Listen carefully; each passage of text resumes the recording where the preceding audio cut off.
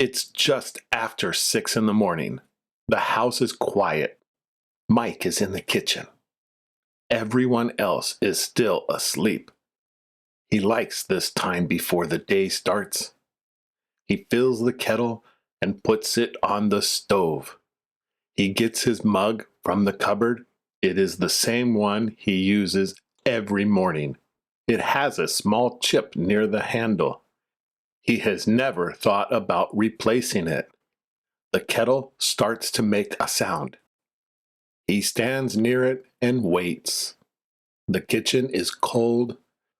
He is wearing the old t-shirt he slept in. The kettle boils. He pours the hot water into the mug. The coffee smells good right away. He wraps his hands around the mug to warm them.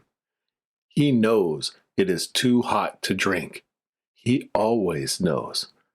But he tries a sip anyways. It burns his lip. Not badly, just a little. He puts the mug down on the counter. He waits. He looks out the window. It is still dark outside. The street is quiet.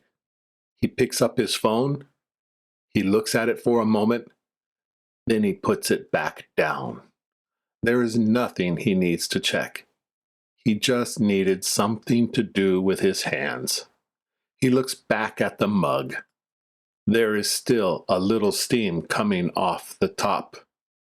He picks it up again and blows on it softly.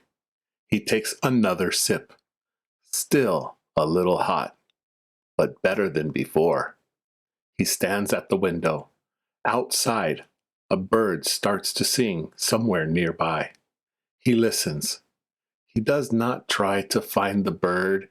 He just listens. He takes another sip. This time, it is just right. The sky is starting to get lighter. The dark is slowly going away. He does not want to sit down yet. Standing here feels right. He finishes the last of his coffee.